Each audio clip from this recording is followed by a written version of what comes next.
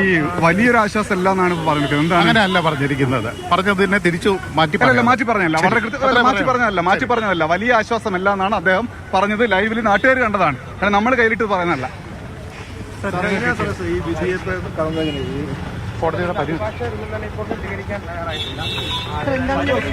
അഭിഭാഷകൻ പ്രതികരിക്കാൻ തയ്യാറായിട്ടില്ല.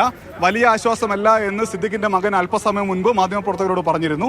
അക്കാര്യം അദ്ദേഹത്തോട് ചൂണ്ടിക്കാണിച്ചപ്പോൾ അങ്ങനെയല്ല, നിങ്ങൾ മാറ്റാൻ ശ്രമിക്കേണ്ട എന്ന പ്രതികരണമാണ് അദ്ദേഹത്തിന്റെ ഭാഗത്തുണ്ടായത്. മറ്റൊരു പ്രതികരണം ഉണ്ടായില്ല. എന്തായാലും സുപ്രീം കോടതി കേസ് പരിഗണിച്ചു. 2 ആഴ്ച കാലത്തേക്ക് സിദ്ദിഖിന് അറസ്റ്റിൽ നിന്ന് ഒരു സംരക്ഷണം നൽകിയിട്ടുണ്ട് സുപ്രീം കോടതി. അത് വലിയ ആശ്വാസമുള്ള തീരുമാനമല്ല എന്ന പ്രതികരണമാണ് മകന്റെ ഭാഗത്തു നിന്നുണ്ടായത്. കേസന്വേഷണവുമായി സമ്പൂർണ്ണമായി സഹകരിക്കും എന്നും അദ്ദേഹം പറഞ്ഞിരിക്കുന്നു.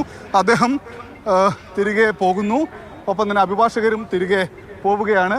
എന്തായാലും കേസുമായി ബന്ധപ്പെട്ടുകൊണ്ട് അടുത്ത 2 ആഴ്ച കാലം വളരെ നിർണായകമാണ്